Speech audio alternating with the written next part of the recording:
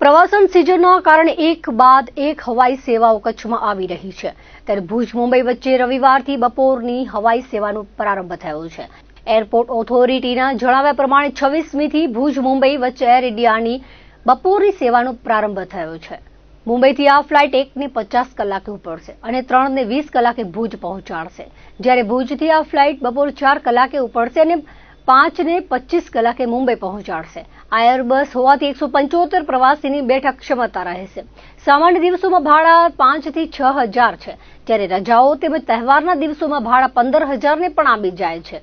આ ઉપરાંત દૈનિક ધોરણે મુંબઈથી સવારે 6:20 કલાકે એર ઇન્ડિયાની એરબસ ઉડાન ભરે છે, જે 8 કલાકે ભુજ અને ભુજથી 8:40 કલાકે ઉપડી સવારે 9:50 કલાકે મુંબઈ પહોંચાડે છે।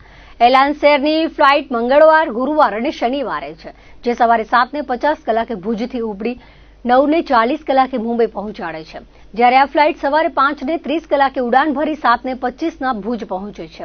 આ સાથે મુંબઈ માટે 3 કનેક્ટિવિટી ઊભી થઈ છે, જ્યારે ભુજથી સુરત માટે દૈનિક વિમાનની સેવા છે, જેનો સમય બદલાયો છે।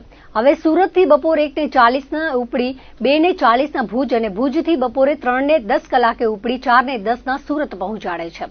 આ ઉપરાંત સાંજના સમયે ભુજ દિલ્હીની ફ્લાઇટ સાથે દૈનિક ધોરણે 5 કનેક્ટિવિટી પ્રાપ્ત થઈ છે।